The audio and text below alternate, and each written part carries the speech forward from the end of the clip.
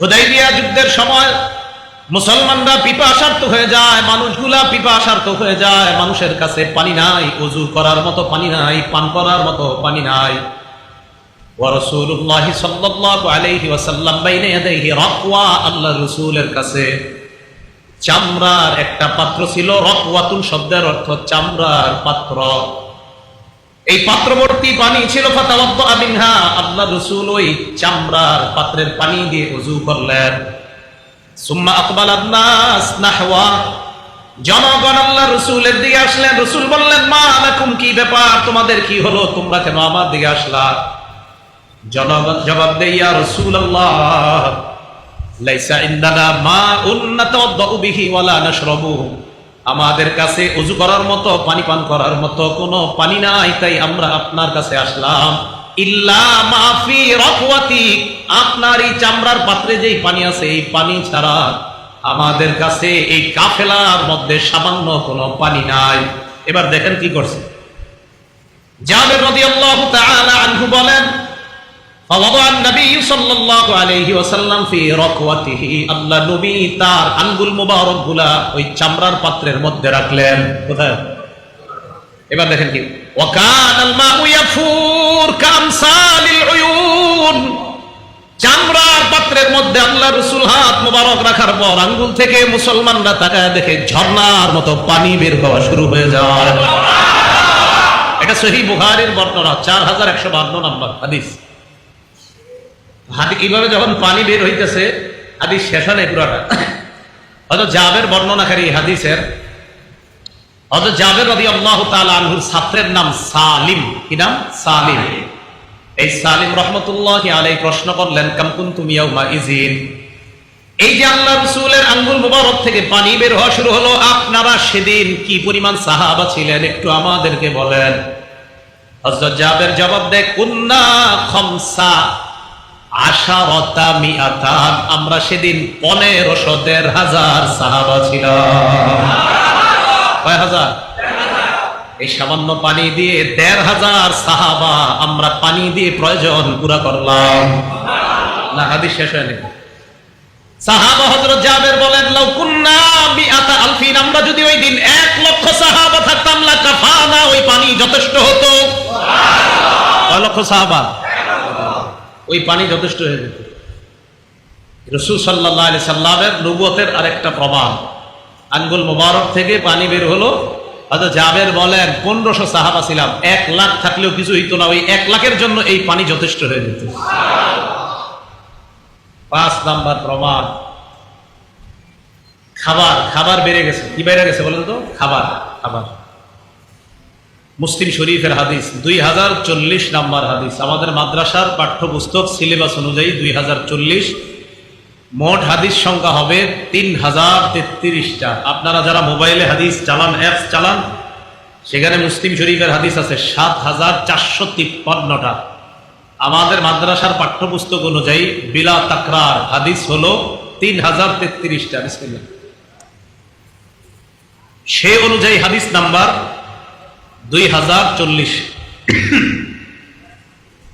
এই হাদিসের বর্ণনাকারী হযরত আনাস রাদিয়াল্লাহু তাআলা, তিনি বলেন, ক্বালা আবু তালহা লি উম্মি সুলাইম রাদিয়াল্লাহু তাআলা আনহা, আবু তালহা তার বিবি উম্মে সুলাইম রাদিয়াল্লাহু তাআলা আনহাকে বললেন, উম্মে সুলাইম, সামিআতু সাওতা রাসূলিল্লাহি সাল্লাল্লাহু আলাইহি ওয়াসাল্লাম দাঈফা, আমি নবীজির আওয়াজ শুনছি, আওয়াজটা খুব দুর্বল মনে হলো আমার।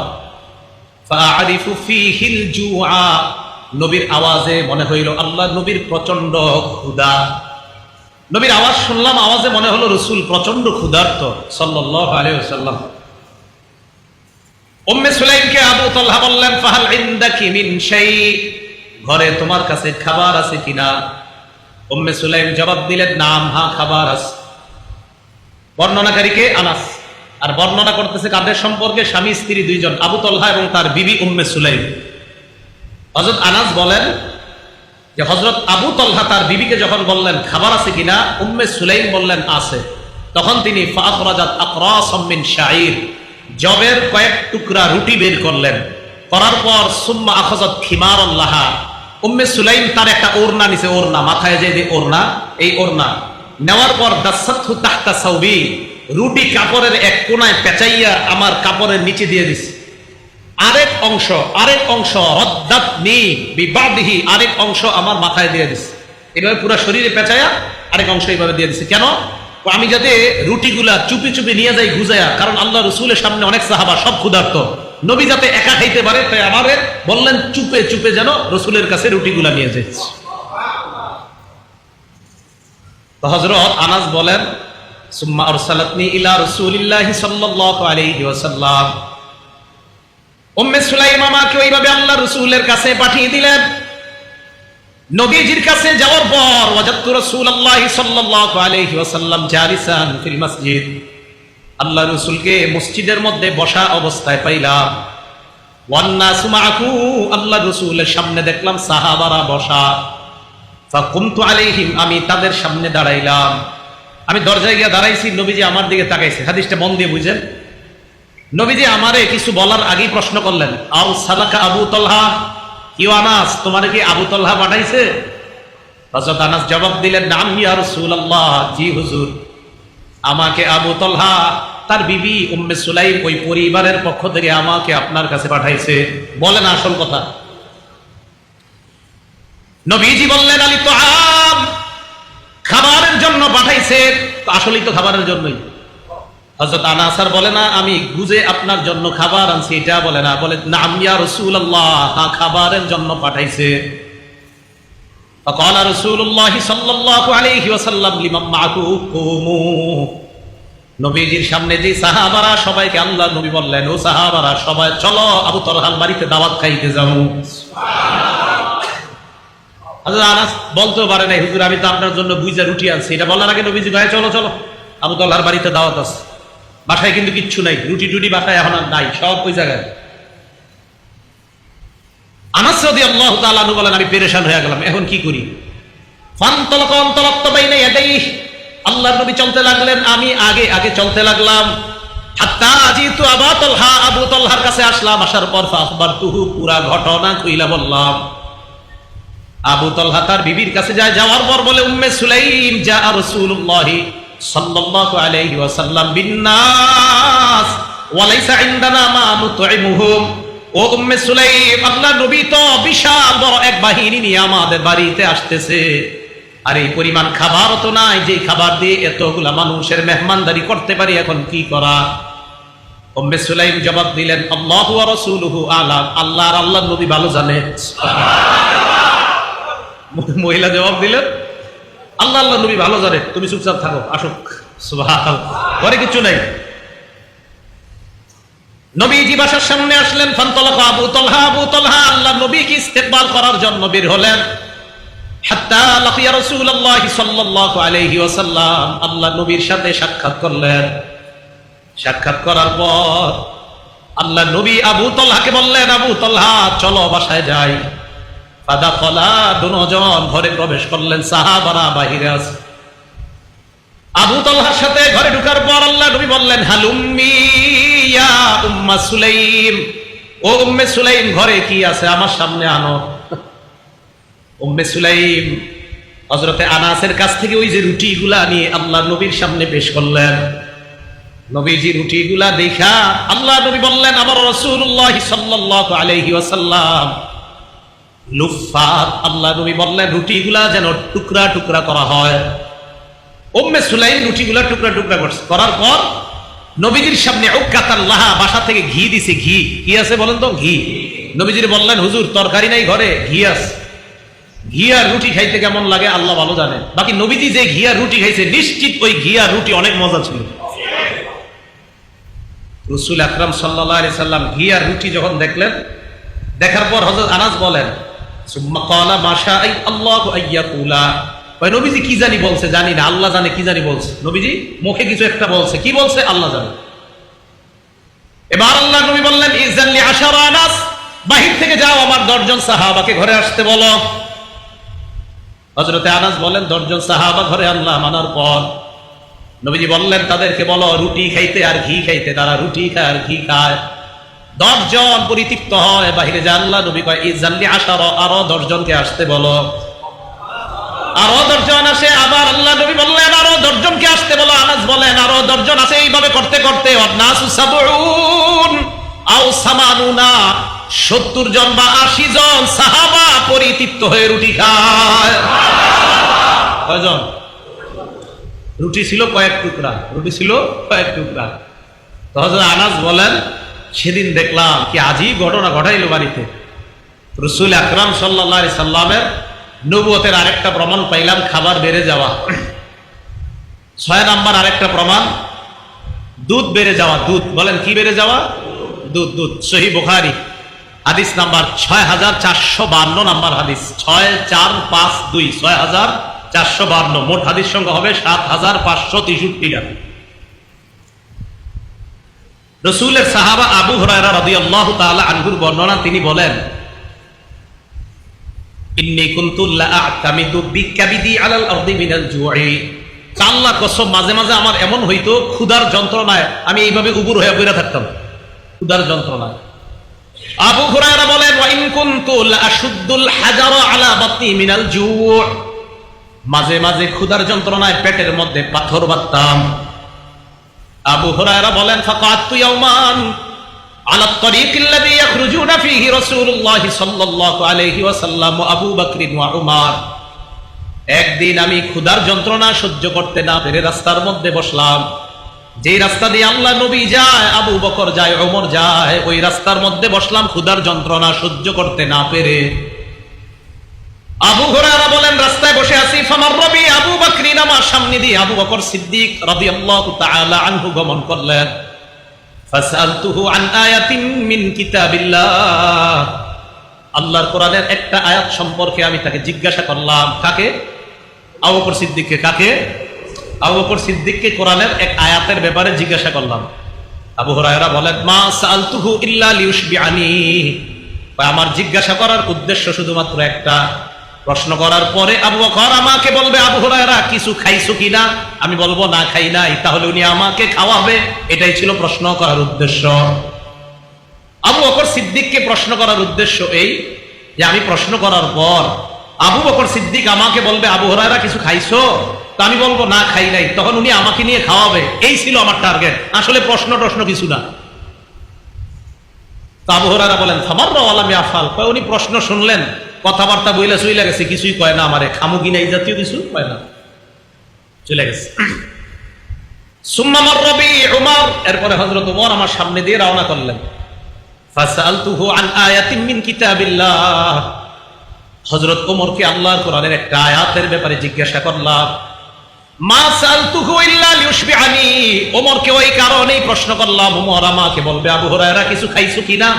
আমি বলবো না খাই নাই, তারপর আমাকে নিয়ে উনি খাওয়ানোর ব্যবস্থা করবে। এটাই ছিল আমার টার্গেট। আবু বকর গেলেন, হযরত ওমর গেলেন, ফামাররা ওয়া লাম ইয়াফআল, না খালি কথাবার্তা কইয়া চইলা যায়, খানার কথা জিগায় না। এবার মন দিয়ে শুনেন। সুম্মা মাররা বি আবুল কাসিম সাল্লাল্লাহু আলাইহি ওয়াসাল্লাম, এরপর আল্লাহ নবী আমার সামনে দিয়ে রওনা করলেন। করার পর তাবাসসামা রাসূলুল্লাহ হিনা রাআনি, আমার দিকে তাকায়া একটা মুস্কি হাসি দিলেন। তাকায়া একটা মুস্কি হাসি দিছে। আবু হুরায়রা জানো কেন হাসি দিছে?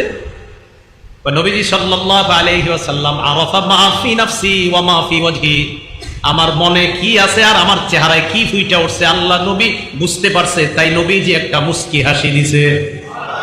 নবীজি বুঝছে আবু হুরায়রা ক্ষুধায় আছে, তাই এখানে বসছে, আমি জানি। রাসূল আকরাম সাল্লাল্লাহু আলাইহি সাল্লাম বুঝে শুনে কোনো কথা না বাড়ায় নবীজি বললেন ইলহাক, চলো আমার সাথে। আবু হুরায়রা রাদিয়াল্লাহু তাআলা আনহু বলেন আমি বুঝতে পারছি নবীজি কিছু খাওয়াইতে নিতেছে আমার। ফাতাবিতুহু, পিছনে পিছনে চললাম, নবীজির বাসা পর্যন্ত গেলাম। ফাস্তাজানা, নবীজি ঘরে ঢুকার অনুমতি চাইলেন। ফাদাখালা, নবীজি ঘরে ঢুকলেন। সুম্মা আজিনা লি, আমাকেও ঘরে ঢুকার অনুমতি দিলেন। ফাদাখালতু, আমি ঘরে প্রবেশ করলাম। ফাআখাযা লাবানান ফি কাদাহিন, নবীজি দুধ দেখলেন একটা পাত্রের মধ্যে।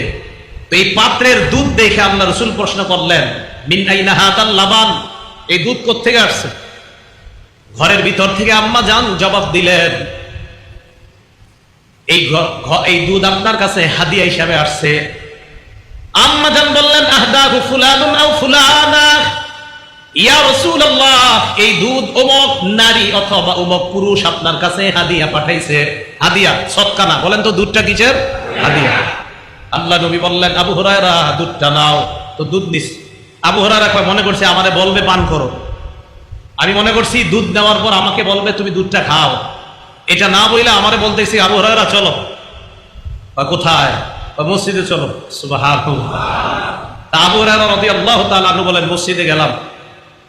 অথবা মসজিদের পাশে এক জায়গায় বা নবীজির বাসার সামনেই নবীজি আমাকে বললেন, আবু হুরায়রা ইযহাব ইলা আহলি সুফফা ফাদউহুম লি।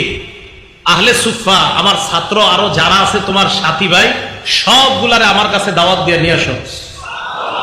বর্ণনাকারী বলেন, আহলুস সুফফা আদিয়াফুল ইসলাম। আহলুস সুফফা নবীজির ছাত্ররা হলেন ইসলামের মেহমান। কিয়ামত পর্যন্ত মাদ্রাসার ছাত্ররা ইসলামের মেহমান। এই কথাটা মাথায় রাখবেন। এই জায়গাটা আমি যে কতবার পড়ছি আমার জীবনে আপনাদের বলতে পারবো। শুধু এই জায়গাটা, আহলুস সুফফা আদিয়াফুল ইসলাম, আহলুস সুফফা আদিয়াফুল ইসলাম। কি চমৎকার কথা! রাসূলের ওই সুফফার ছাত্ররা এরা ইসলামের মেহমান। আমার বারবার মনে পড়ে যে কেমন যেন বলা হচ্ছে কিয়ামত পর্যন্ত মাদ্রাসার ছাত্র যারা আছে তারা আমি নবীর মেহমান, তারা ইসলামের মেহমান। আবু হুরায়রা রাদিয়াল্লাহু তাআলা আনহু বলেন, যখন বলছে ছাত্র ভাইদেরকে ডাইকা আনতে, আমি মনে মনে বললাম, মনে মনে। তো ওনার মনের কথাটা আবার হাদিসে উনি বইলা দিয়েছেন। সুবহানাল্লাহ। উনি বলেন, আমি মনে মনে বললাম, কুনতু আহাক্কা আন উসিবা মিন হাযাল লাবানি শারবা আতাকাওয়া বিহা। এই দুধ, একটু দুধ তো আমি খাওয়ার, একটু তো আমি খাইলে শেষ হয়ে যাবে। এটা খাইলে আমার একটু শক্তি হইতো। নবীজি সবাইরে ডাকতে বললেন, আমি আর কি পাবো? তো সবাইরে ডাক দিয়ে আনছে। আবু হুরায়রা বলেন, হুকুম পালন করা ছাড়া তো কোনো গতি নাই। সবাইরে ডাইকে আনছে। আনার পর নবীজি আমারে বলে, আবু হুরায়রা আতিহিম আতিহিম, তাদেরকে দুধ খাওয়াও। আবু হুরায়রা বলেন, ফাজআলতু আতিহির রাজুল, আমি দুধ এক ব্যক্তিকে দিলাম। ফায়াশরাবু, পান করলেন। পান করার পর হাত্তা ইয়ারওয়া, উনি পরিতৃপ্ত হয়। সুম্মা ইয়ারুদ্দু আলাইয়া, এরপর দুধের পেয়ালাটা আমার কাছে দেয়। আবার আমাকে আল্লাহ নবী বলে, এর পরের জনকে দাও। আমি পরের জনকে দুধ দেই। দুধ দেওয়ার পর আবার উনি পেয়ালাটা আমার কাছে দিয়ে দেয়। দেওয়ার পর আমি আর পেয়ালার দিকে, আবু হুরায়রা এদিকে তাকায় না, পেয়ালা দেয় আর খালি নবীর দিকে তাকায়, যে আমারই কিছু কয় না। নবীজির দিকে তাকায়, নবী কয় পরের জনকে দাও। এইভাবে দিতে দিতে আমি দুধ পান করাইলাম। ক্লাসের ছাত্র যারা, আল্লাহ রাসূলের সবাইকে এক পেয়ালা দুধ পান করাইলাম। সামান্য দুধ সবাইকে পান করানোর পরেও পেয়ালার মধ্যে এখনো দুধ দেখা যায়। আল্লাহ নবী আমাকে বললেন, আবু হুরায়রা আনা ওয়া আনতা, অথবা আনা বাকিতু আনতা, আমি আর তুমি ছাড়া আর কেউ নাই, আমি আর তুমি বাকি আছি। আবু হুরায়রা কয়, সাদাকতা ইয়া রাসূলুল্লাহ, জি হুজুর, আপনি আর আমি বাকি আছি। এখন একটা মাসালা বুঝেন, দুধটা কি হাদিয়ার না সৎকার? আবু হুরায়রা রাদিয়াল্লাহু তাআলা আনহু বলেন, আতাতু সাদাকা, এই হাদিসে নবীজির কাছে সদকা আসলে ফাবাআসা বিহা ইলাইহিম, সৎকার পুরা খাদ্যটা সাহাবাদের কাছে, ছাত্রদের কাছে পাঠায়া দিতেন। ওই যারা নবীজির মসজিদের ছাত্র ছিল। কেন? লা ইয়াহুনা ইলা আহলিন ওয়ালা মালিন ওয়ালা আহাদিন, তাদের মাল ছিল না, পরিবার ছিল না, সম্পদ ছিল না, তাই রাসূল তাদের কাছে পুরা সৎকার জিনিসটা পাঠায়া দিতেন। ওয়াইন আতাতু হাদিয়া, আর যদি হাদিয়া আসতো তো নবীজি কিছু তাদেরকে পাঠাইতেন। ও আসহাবা মিনহা, আবার নবীজি সাল্লাল্লাহু আলাইহি সাল্লাম নিজেও সেখান থেকে রাখতেন। তাহলে সৎকা খাইতেন না, হাদিয়া থেকে নবীজি নিজে খাইতেন। তো আবু হুরায়রা রাদিয়াল্লাহু তাআলা আনহুকে নবীজি বললেন, আবু হুরায়রা ইশরাব, তুমি খাও এবার। আবু হুরায়রা বলেন, ফাশারিবতু, আমি পান করলাম। নবীজি আমার বলেন, আবু হুরায়রা ইশরাব, আরো খাও, আরো পান করো। আমি আরো পান করতে লাগলাম। ফামা যালা ইয়াকুলু ইয়া ইশরাব, আল্লাহ নবী বলতেই থাকলেন, আবু হুরায়রা পান করো, পান করো, পান করো। আমি পান করতে থাকলাম। আবু হুরায়রা বলেন, এক পর্যায়ে লা আজিদু লাহু মাসলাকা, আল্লাহ নবীকে বললাম, ইয়া রাসূলুল্লাহ, আর তো যাওয়ার রাস্তা নাই। আর যাওয়ার কি নাই? ও এই জায়গায় আরেকটা কথা রয়ে গেছে। প্রথমে আবু হুরায়রা দেখে কি করছিল, নবীজি মুস্কি হাসি দিছিল না রাস্তায়। তো সবাইরে যখন দুধ পান করানো শেষ, ছাত্রদেরকে, বাকি আছে কে? নবীজি আর আবু হুরায়রা। দেখেন উস্তাদ ছাত্রদের সম্পর্ক কেমন। তো আবু হুরায়রা রাদিয়াল্লাহু তাআলা আনহু বলেন, নবীজি আমার দিকে তাকায়া ফাতাবাসসামা, আরেকটা মুস্কি হাসি দিস। মানে মুস্কি হাসি দিয়ে বুঝাইলেন, আবু হুরায়রা তুমি খালি বাকি, আর আমি না। জি হুজুর, আমি আর আপনি। ঠিক আছে, তুমি পান করো। তো করতে করতে আর পারতেছি না। বুখারী বর্ণনা, লাম আজিদ লাহু মাসলাকা, যাওয়ার আর রাস্তা নাই। নবীজির বললাম, হুজুর আর পারতেছি না। এরপরে নবীজিকে দিলাম, দেওয়ার পর ফাহামিদাল্লাহ, নবী আল্লাহর প্রশংসা করলেন, ওয়াসাম্মা, বিসমিল্লাহ করলেন, সুম্মা শারিবাল ফাজলা, অতিরিক্ত যে দুধটা আল্লাহ রাসূল শেষ করলেন। তাহলে রাসূল আকরাম সাল্লাল্লাহু আলাইহি সাল্লামের নবুয়তের আরেকটা প্রমাণ পাইলাম। বিসমিল্লাহ। রাসূল সাল্লাল্লাহু আলাইহি সাল্লামের নবুয়তের আরেকটা প্রমাণ দেখেন। ইমাম সাহেব যখন সামনে দাঁড়ায়, পিছনে যারা মুসল্লি আছেন তারা কি এই মুসল্লিদেরকে কি ইমাম সাহেব সামনে দাঁড়ায় দেখতে পায় পিছনের মুসল্লিদেরকে? সবাই বলেন দেখে। দেখেন সহিহ বুখারী হাদিস নাম্বার 719 নাম্বার হাদিস। ক্বালা রাসূলুল্লাহ সাল্লাল্লাহু আলাইহি ওয়াসাল্লাম, আল্লাহ নবী সাহাবাদেরকে বললেন, আকিমু সুফুফাকুম, তোমরা তোমাদের কাতারগুলা সোজা করো। ওয়া তারাসু, এবং তোমরা মিলে মিলে দাঁড়াও, কাতার সোজা করো, মিলে মিলে তোমরা দাঁড়াও। নবীজি বলেন, শোনো, তোমরা কাতার সোজা করলা কিনা, মিলে দাঁড়াইলা কিনা? আমি কিন্তু তোমাদেরকে দেখি, ইন্নী লারাকুম মিন ওয়ারাই, আমি আমার পিছন থেকেও তোমাদেরকে দেখতে পাই। পিছন থেকে তোমাদেরকে। ইমাম নববী রাহমাতুল্লাহি আলাইহি বলেন, আল্লাহ পাক রব্বুল আলামিন আল্লাহর নবীর এই জায়গায় খলাকালাহু ইদরাকাত, এই জায়গায় একটা অনুভূতি শক্তি দিয়েছেন। সামনে থেকে নবী যেমন দেখতে পাইতেন, এই পিছন থেকে নবী স্পষ্ট সামনের দেখার মতো পিছনেও দেখতে পাইতেন। ইদরাকা, এটা আল্লাহ রাসূলের আলাদা বৈশিষ্ট্য। তাহলে উনি শ্রেষ্ঠ নবী, আরেকটা প্রমাণ পাইলাম, উনি নবী সাল্লাল্লাহু আলাইহি ওয়াসাল্লাম। সহিহ বুখারীর আরেকটা বর্ণনা 741 নাম্বার হাদিস। রাসূল সাল্লাল্লাহু আলাইহি ওয়াসাল্লাম সাহাবাদেরকে বলেন, ও সাহাবাদের দল, হাল তারাউনা কিবলাতি হাকুনা, তোমরা কি মনে করো আমি যখন সামনে দাঁড়াই সামনে আমার কিবলা? সাহাবারা বলেন, হ্যাঁ হুজুর, সামনেই তো আপনার কিবলা। আল্লাহ নবী কয়, হ্যাঁ সামনে আমার কিবলা। এটা সত্যি কথা, তবে শোনো তোমরা, ওয়াল্লাহি মা ইয়াখফা আলাইয়া খুশুউকুম ওয়ালা রুকুউকুম, তোমাদের রুকু সেজদা একটাও আমার কাছে গোপন থাকে না। সামনে যদিও আমার কিবলা, রুকু সেজদা কিভাবে করো আমি পিছন থেকে দেখতে পাই। শয়তানি করবা না, দুষ্টামি করবা না, আমি সব দেখি। মা ইয়াখফা আলাইয়া খুশুউকুম ওয়ালা রুকুউকুম, তোমাদের রুকু সেজদা আমার কাছে গোপন থাকে না। লারাকুম মিন যহরি, আমি পিছন থেকে তোমাদেরকে স্পষ্ট দেখতে পাই, যেমন সামনে থেকে আমি দেখতে পাই। এই আরেকটা প্রমাণ পাইলাম নবুয়তের। এগুলো 7 নাম্বার প্রমাণের 2টা উদাহরণ গেল। প্রমাণ নাম্বার 8, রাসূল আকরাম সাল্লাল্লাহু আলাইহি সাল্লাম মিম্বর বানানোর আগে একটা গাছ অথবা একটা খেজুরের আপনার কাণ্ডের মধ্যে দাঁড়ায় রাসূল সাল্লাল্লাহু আলাইহি সাল্লাম খুতবা দিতেন। সহিহ বুখারী হাদিস নাম্বার 3584 নাম্বার হাদিস। এই হাদিসের মধ্যে আসছে, আল্লাহর নবী সাল্লাল্লাহু আলাইহি ওয়াসাল্লাম কানা ইয়াকুমু ইয়াউমাল জুমআতি ইলা শাজারাতিন আও নাখলা, জুমার দিন আল্লাহ নবী একটা কাণ্ডের উপর অথবা একটা গাছের উপর আল্লাহ নবী দাঁড়াইতেন। খেজুর গাছের একটা কাণ্ড অথবা গাছ সুন্দরভাবে এইভাবে বিছানো থাকতো, আল্লাহ নবী ওইটার উপর দাঁড়াইতেন। দাঁড়িয়ে কষ্ট হতো আল্লাহ নবীর। ফাকালাত ইমরাতুম মিনাল আনসার, এক আনসারী নারী বললেন, অথবা রাজুলুন, এক পুরুষ আল্লাহ নবীকে বললেন, আলা নাজআলু লাকা মিম্বারান ইয়া রাসূলুল্লাহ, হুজুর আপনার জন্য একটা মিম্বর বানায়া দেই, ওই মিম্বরে দাঁড়িয়ে আপনি ভাষণ দিবেন। নবীজি বললেন, ইনশিতুম, যদি তোমাদের মন চায় মিম্বর বানাইতে পারো। আনসারী নারী মিম্বর বানিয়ে আল্লাহ নবীর জন্য হাদিয়া পাঠাইলেন। হাদিয়া পাঠানোর পর মিম্বরটা যখন স্থাপন করা হয়, আল্লাহ নবী মিম্বরের উপর দাঁড়াইলেন, দাঁড়িয়ে ভাষণ দেওয়া শুরু করলেন। ফাসাহাতিন নাখলা, ওই যে খেজুর গাছের কাণ্ড অথবা গাছের উপর দাঁড়িয়ে ভাষণ দিতেন, ভর করে ভাষণ দিতেন, এটা পাশেই ছিল পড়া। ফাসাহাত, ফাসাহাত, হাদিসের বর্ণনা, ফাসাহাত কাসিয়াইস সাবি, বাচ্চা যেমন হাউমাউ করে কান্না করা শুরু করে দেয়, ওই গাছের কাণ্ডটা অথবা গাছের টুকরাটা বাচ্চার মতো চিৎকার করে কান্না করা শুরু করে দেয়। ফানাজাল রাসূলুল্লাহ, নবী মিম্বর থেকে নামলেন, নামার পর ফাযাম্মা, এটাকে এইভাবে নবী ধরলেন, সান্ত্বনা দিলেন। তাইন্নু, তাইন্নু এরপর আসছে তাইন্নু কাদিনিস সাবিগি, কান্না আরো বাড়ছে। এটা যখন এমনি ধরছে, এটার কান্না আরো বাড়ছে। কান্না বাড়ার পর রাসূল আকরাম সাল্লাল্লাহু আলাইহি ওয়াসাল্লাম সান্ত্বনা দিতে থাকলেন। থামছে কখন? এটা আবার ইবনে মাজার বর্ণনা আসছে 14 মানে 1415 নম্বর হাদিস ইবনে মাজার। এই হাদিসের মধ্যে আসছে রাসূল আকরাম সাল্লাল্লাহু আলাইহি ওয়াসাল্লাম বলেন, লাউলাম আহতাদিনহু, আমি যদি এটাকে এইভাবে সান্ত্বনা না দিতাম, লাহান্না ইলা ইয়াউমিল কিয়ামা, কিয়ামত পর্যন্ত এটা কান্না করতেই থাকতো। তাহলে রাসূল আকরাম সাল্লাল্লাহু আলাইহি ওয়াসাল্লামের আরেকটা বিষয় জানলাম যে নবীজি সাল্লাল্লাহু আলাইহি ওয়াসাল্লাম একটা খেজুর গাছ, এই গাছটার উপরে দাঁড়ায় ভাষণ দিতেন, অথবা একটা গাছ। নবীজি সাল্লাল্লাহু আলাইহি ওয়াসাল্লামের বিয়োগ ব্যথা এটা কাঁদতেন। হাদিসের বর্ণনাকারী বলে, জানো কেন কান্না করতো?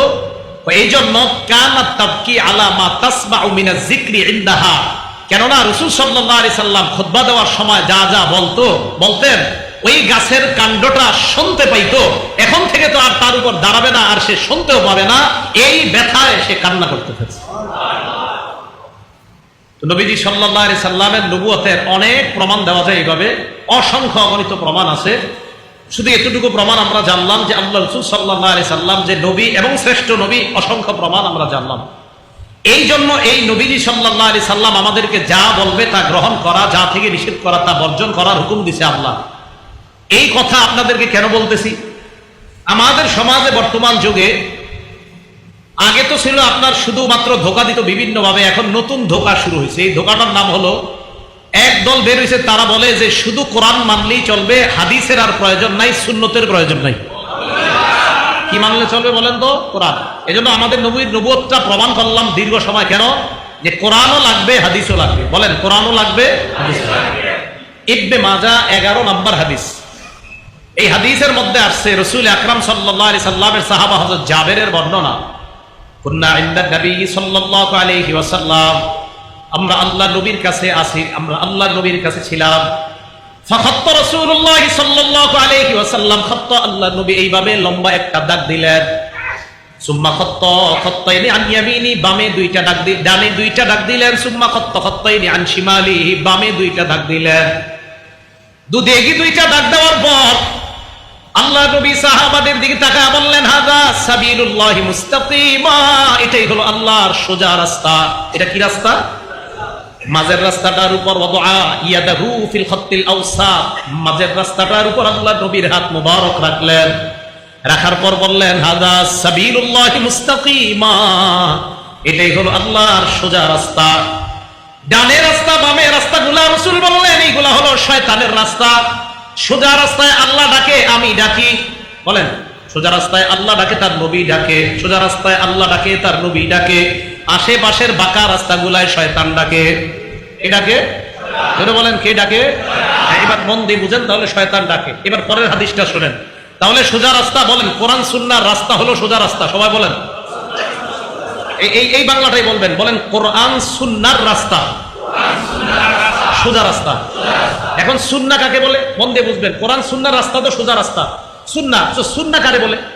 ইবনে মাজাহর 42 নম্বর হাদিস, ক্বালা রাসূলুল্লাহ সাল্লাল্লাহু আলাইহি ওয়াসাল্লাম, আল্লাহ নবী বলেন, আলাইকুম বিসুন্নতি ওয়া সুন্নাতিল খুলাফাইর রাশিদিনাল মাহদিয়িন। নবীজি বলেন, তোমরা আমার সুন্নাত, আমার খেলাফতপ্রাপ্ত সাহাবা, খোলাফায়ে রাশিদিন সাহাবা, যারা আমার খলিফা হবে সাহাবা, এই সাহাবাদের সুন্নাত তোমরা আঁকড়ে ধরো। আদ্দু আলাইহা বিন নওয়াজিজ, তোমরা যে দাঁত দিয়ে হাড্ডি খাও, মজবুত দাঁত দিয়ে তোমরা হাড্ডি চাবাও, এইভাবে মজবুত ভাবে তোমরা আমার সুন্নাহ আর সাহাবাদের সুন্নাহ আঁকড়ে ধরবা। তাহলে সোজা রাস্তা কোরআন সুন্নাহর রাস্তা। সুন্নাহ কোনটা? নবী এবং সাহাবা, তাদের যে সুন্নাত, এটা হলো সুন্নাহ। হুজুর এটা কি একটু বুঝাইয়া দেন তো? এটা হলো এই, জুমার দিন আজান হয় কয়টা? বলে না সবাই, জুমার দিন নামাজের আগে আজান হয় কয়টা? দুইটা। এক আজান আল্লাহ রাসূলের সুন্নাত, আরেক আজান সাহাবার সুন্নাত। বলেন, এক আজান কার সুন্নাত, আরেক আজান কার সুন্নাত? সাহাবার। এক আজান নবীর সুন্নাত, এটা তো আমরা জানি। আরেক আজান সাহাবার সুন্নাত, হযরত উসমান গনি রাদিয়াল্লাহু তাআলা আনহুর সুন্নাত। প্রশ্ন হলো, হযরত উসমান গনির সুন্নাত মানা যাবে? দলিল আছে? হ্যাঁ আছে। ইবনে মাজাহর 42 নম্বর হাদিসে নবী বলছেন, আমার সুন্নাত আর আমার খোলাফায়ে রাশেদা সাহাবাদের সুন্নাত। বলেন তো, হযরত উসমান গনি কি খোলাফায়ে রাশেদার কয় নাম্বার সাহাবা? খোলাফায়ে রাশেদার কয় নাম্বার? 3 নাম্বার। তাহলে এক আজান নবীর সুন্নাত, আরেক আজান 3 নাম্বার খলিফা হযরত ওমরের সুন্নাত, হযরত উসমানের সুন্নাত। আর হযরত উসমানের সুন্নতও যে মানতে হবে, এর প্রমাণ ইবনে মাজাহর 42 নাম্বার হাদিস, যে আমার সুন্নত আঁকড়ে ধরো, এটা হলো জুমার দিনের এক আজান পাইলাম। আমার সাহাবার সুন্নত আঁকড়ে ধরো, এটা হলো জুমার দিনের দ্বিতীয় আজান পাইলাম। তাহলে আজান একটা নবীর সুন্নতে পাইলাম, আরেকটা হযরত উসমান গনির সুন্নত। আর উসমান গনির সুন্নত যে পালন করতে হবে, ইবনে মাজাহর 42 নাম্বার হাদিস। যারা মোবাইল পকেটে পকেটে রাখেন, আর একটু করে দেখবেন, দেখেন ওই জায়গায় আছে কিনা, এটা ওই জায়গায় আছে কিনা। এখন আমাদের মাঝে একদল বাইরে হয়ে গেছে, এমন না হুজুর আপনি যা বলবেন মানবো না। এটা তো হইল না ভাই, হাদিস বলার পরেও মানতে চায় না। কোরআন সুন্নাহ মানে এত বলি যে ভাই হ্যাঁ আছে তো, সুন্নাহ আছে, হাদিসে আছে, না আপনি কইলেও বলেন। আরে ভাই তাহলে আপনি হাদিস মানেন না? আপনি বললে মানি না, ও মুখে বললে মানি। তাহলে কোরআন হাদিস, কোরআন সুন্নাহ। নবীজি বলছে আমার সুন্নাহ। খেলাফত প্রাপ্ত সাহাবা, খোলাফায়ে রাশিদিন যে সাহাবা, তাদের সুন্নাহ, আমার সুন্নাহ, সাহাবাদের সুন্নাহ আঁকড়ে ধরো। এক আজান নবীর সুন্নাহ, আরেক আজান উসমানের সুন্নাহ। নবীর সুন্নাহ পালন করতে হবে তা তো স্পষ্ট, উসমানের সুন্নাহ যে পালন করতে হবে দলিল ইবনে মাজার 42 নম্বর হাদিস। মনে থাকবেনি সবার? তাহলে আমল হবে না ঝগড়া হবে? বলেন আমল করবো না ঝগড়া? তাহলে ঝগড়া করবো না, আমল করবো। এবার আসেন ইবনে মাজার 12 নম্বর হাদিস। যারা বলে শুধু কোরআন মানলেই হবে, সুন্নত লাগবে না, হাদিস লাগবে না, মন দিয়া বলেন কোন কিতাব? ইবনে মাজাহ। সবাই বলেন কোন কিতাব? হাদিস নাম্বার 12। বলেন হাদিস নাম্বার 12। কেউ যদি আপনাদেরকে এই দাওয়াত দিতে আসে, হ্যাঁ আপনারা ফেসবুকে এরকম দাওয়াত পেয়ে গেছেন অনেকে, এবং অনুসারীও হয়ে গেছেন অনেকে, যে হুজুর কোরআন মানলে চলে, হাদিসের দরকার নাই, তো মানে সারা জীবন মনে রাখবেন, বলেন কোন কিতাব? হাদিস নাম্বার 12। রাসূলুল্লাহ সাল্লাল্লাহু আলাইহি ওয়াসাল্লাম, আল্লাহ নবী বলেন ইউশিকুর রাজুলু মুত্তাকিয়ান আলা আরিকাতি, এমন একটা জামানা আসবে যে জামানায় মানুষ এইভাবে সিংহাসনের মধ্যে ট্যাক লাগায়া বসে থাকবে। বসার পর ইউহাদ্দাসু বিহাদিসিম মিন্নি, তার সামনে আমার হাদিস পেশ করা হবে। কি পেশ করা হবে? হাদিস পেশ করার পর সে বলবে বাইনানা ওয়া বাইনাকুম কিতাবুল্লাহ, আমাদের মাঝে আর তোমাদের মাঝে আল্লাহর কোরআন থাকতে হাদিসের কি প্রয়োজন? নাউজুবিল্লাহ। এভাবে কোরআন দেখা বলবে আমাদের মাঝে আর তোমাদের মাঝে আল্লাহর কোরআন থাকতে হাদিসের কি প্রয়োজন? এবার আপনাকে যুক্তি দিবে ফামা ওয়াজাদনা ফীহি মিন হারামিন হারামনা, কোরআনের যেটা হারাম এই হারাম মানলেই তো হয়। তো কোরআনের হারামটা হারাম মানলাম, ওয়া মা ওয়াজাদনা ফীহি মিন হালালিন ইসতাহলালনা, কোরআনের যেটা হালাল ওই হালালকে আমরা হালাল মানলাম। কি বলে? কোরআনের হারামকে হারাম মানলাম, কোরআনের হালালকে হালাল মানলাম। এই জায়গায় মন দিয়ে বুঝেন, বলেন কোরআনে যা হারাম আমরা হারাম মানি কিনা? আচ্ছা, কোরআনে যা হালাল আমরা হালাল মানি কিনা? আল্লাহ রব্বুল আলামিন বলেন আহাল্লাল্লাহুল বাইআ, আল্লাহ ব্যবসাকে হালাল করেছেন। ওয়া হাররামার রিবা, আল্লাহ সুদকে হারাম করেছেন। এই যে ব্যবসা হালাল মানি না আমরা, সুদ যে হারাম মানি না আমরা। তো এই লোক আপনারে বলবে মিয়া কোরআনের হালাল মানলেই তো হয়, কোরআনের হারাম মানলেই তো হয়, হাদিসের কি দরকার? এবার নবীজি বলেন আলা ওয়া ইন্নামা হাররামা রাসূলুল্লাহ মিসলু মা হাররামাল্লাহ, যারা বলে শুধু কোরআন মানলেই হয়, হাদিসের কোনো দরকার নাই, ওই ব্যক্তিদেরকে জানায় দিবা আমি নবী যেটাকে হারাম করি, আমার হারাম করাটা আল্লাহর কোরআনের হারাম করার মতো হারাম হয়ে যায়। কোরআনের হালাল আমি নবীর হালাল, কোরআনের হারাম আমি নবীর হারাম, এটা একরকম। কোরআনের হালাল যেমন মানতে হবে, আমি রাসূল যেটাকে হালাল করেছে এটাও মানতে হবে। কোরআনের হারাম যেমন মানতে হবে, আমি নবী যেটাকে হারাম করেছে এটাও মানতে হবে। কোরআনে বলছে নামাজ পড়ো, কোরআনে বলছে রুকু করো, কোরআনে বলছে সিজদা করো। কোরআনের কোথাও নাই এশার নামাজ ফরজ 4 রাকাত, কোরআনের কোথাও নাই মাগরিব ফরজ 3 রাকাত, কোরআনের কোথাও নাই ফজরের নামাজ ফরজ 2 রাকাত, কোরআনের কোথাও নাই যোহরের নামাজ ফরজ 4 রাকাত, কোরআনের কোথাও নাই আসরের নামাজ ফরজ 4 রাকাত। কোরআনে আছে নামাজ পড়ো, কোরআনে আছে রুকু করো, কোরআনে আছে সিজদা করো, হাদিসে আছে ফজরের নামাজ ফরজ 2 রাকাত, হাদিসে আছে যোহরের নামাজ ফরজ 4 রাকাত, হাদিসে আছে আসরের নামাজ ফরজ 4 রাকাত, হাদিসে আছে মাগরিবের নামাজ ফরজ 3 রাকাত, হাদিসে আছে এশার নামাজ ফরজ 4 রাকাত। যারা বলে শুধু কোরআন মানলেই হবে, হাদিসের কোনো দরকার নাই, তারা ছলে বলে কৌশলে মুসলমানদেরকে এই নামাজ থেকে দূরে সরাতে চেষ্টা করে। কারণ আপনারা যখন কোরআনের অনুসারী বানাবে তখন আপনারা বলবে কিও আজকে কি অবস্থা, ফেসবুকে আপনার সাথে কথা বলবে, তখন আপনারা বলবে কি খবর, কোত্থেকে আসলাম? তো আপনি বলবেন আমি এশার নামাজ পড়ে আসছি। এই মেয়ে এশার নামাজ পড়ছো যে তুমি কিভাবে পড়ছো? তো আপনি বলবেন 4 রাকাত ফরজ পড়ছি, 2 রাকাত সুন্নত পড়ছি, 3 রাকাত বিতির। তো যিনি আপনাকে গুরু সাহেব আপনাকে বলবে তুমি এশার নামাজ 4 রাকাত এটা কোরআনে পাইছো কোথাও? দেখেন কি করে। তো ওই ব্যক্তি আপনি দেখেন কোরআনের অনুসারী, হাদিস তো মানেন না, পুরা কোরআন ঘাটলে দেখবেন এশার নামাজ যে ফরজ 4 রাকাত নাই। তখন আপনি তো ছাত্র, গুরু সাহেব বুঝাবে এই মিয়া কোরআনে যেটা নাই, কোরআন আছে নামাজ পড়ো, কিন্তু এইভাবে পড়ো এটা তো কোরআনে নাই। তো তুমি একভাবে আল্লাহরে ডাকলেই তো হয়, নামাজ 4 রাকাত এইভাবে পড়তে হবে এটা তো কোরআনে নাই। হ্যাঁ ঠিকই তো বলছেন, এটা তো কোরআনে নাই। বাস্তব কথা কি জানেন? আসাদ গেট মসজিদের সামনে আমি তারাবি নামাজ 11 বছর পড়াইছি, মোহাম্মদপুর আসাদ গেট। এই আসাদ গেট মসজিদের সামনে জোহরের নামাজের পর আমি বের হইয়া টুপি দোকানের সামনে দাঁড়ানো, তো এক ব্যক্তি আরেক ব্যক্তির সাথে কথা বলতেছে। কথা বলতে বলতে হঠাৎ ওই ব্যক্তি তাকে পাল্টা বললো আপনি জোহরের নামাজ পড়ছেন? উনি পাল্টা ওই ব্যক্তিকে বলতেছে জোহরের নামাজ আপনি পড়ছেন? তো উনি বলছেন হ্যাঁ ভাই জোহর তো পড়ছি। কয় রাকাত? 4 রাকাত। আমি ওই পাশে দাঁড়ানো, 4 রাকাতের জোহরের নামাজ এটা কোরআনের কোথায় লেখা আছে? তখন তো বুঝা ফেলছি এই লোক তো বড় রোগে পড়ে গেছে। জোহরের নামাজ যে 4 রাকাত, এটা কোথায় আছে? এটা বলে ফেলছে। তাহলে এই যে বিষয়গুলা দেখেন, ওই যে কোরআন কোরআন আমি বুঝছি নিশ্চিত কোরআনের অনুসারী, যে হাদিস মানা দরকার নাই, তো বলতেছে উনি ওনারে কোরআনে আছে নামাজ পড়ো, কোরআনে রুকু করা আছে, সেজদা করো, কিন্তু আপনি যে এইভাবে রুকু করতে হবে, এইভাবে সেজদা করতে হবে নামাজ, এটা কোরআনের কোথায় আছে? ওই ব্যক্তিরে বলতেছে। তো বেচারা তো জানে না আসলে কোরআনে তো নাই। তা আমি আমি আমি এমনি বলছি, আমি হ্যাঁ আছে, কোরআনই আছে, জোহর 4 রাকাত করতে হবে, আপনি পড়েন। এখন কয় আপনি শিওর? আমি হাফেজ, আমি শিওর না, আছে, যান পড়েন। টেনশনে বের আছে, আমি হাফেজ, আমি বলতেছি আছে, আপনি যান পড়েন, 4 রাকাত কথা কোরআনই আছে।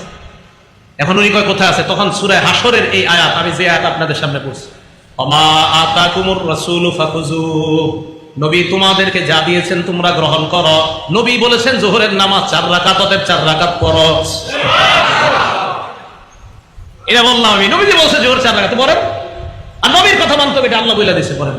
ভাই কথাগুলো কি বুঝছেন সবাই? তাহলে কোরআন সুন্নাহ এইটার না পথের নাম হলো সিরাতে মুস্তাকিম। আশেপাশের যে পথগুলো, এগুলো পথভ্রষ্টতার রাস্তা। আবার আসেন আগের কথায়, নবীজি সাল্লাল্লাহু আলাইহি সাল্লামের কথা কেন মানতে হবে? অনেকগুলো প্রমাণ দিয়ে আমরা প্রমাণ করলাম উনি যে শ্রেষ্ঠ নবী, উনি একমাত্র নবী, এবং ওনার কথা কেন মানা লাগবে। এরপরে বললাম কোরআন সুন্নাহ উভয়টা মানতে হবে। শুধু কোরআন মানবেন, শুধু হাদিস মানবেন এমনটা না, কোরআন সুন্নাহর সমন্বয় উভয়টা মানতে হবে। এরপরে আমরা বললাম শুধু কোরআন মানলে কি কি ক্ষতি হতে পারে, যে শুধু কোরআন মানলে মানুষ নামাজ যে পড়বে এই পদ্ধতি শুধু কোরআনে নাই। এই জন্য একটা বাংলা মনে রাখবেন, বলেন কোরআনের বাস্তব ব্যাখ্যার নাম, বলেন হাদিস। বলেন কোরআনের বাস্তব ব্যাখ্যার নাম হাদিস। এই পুরোটা বলেন তো, বাংলাটা মনে থাকবে ইনশাআল্লাহ।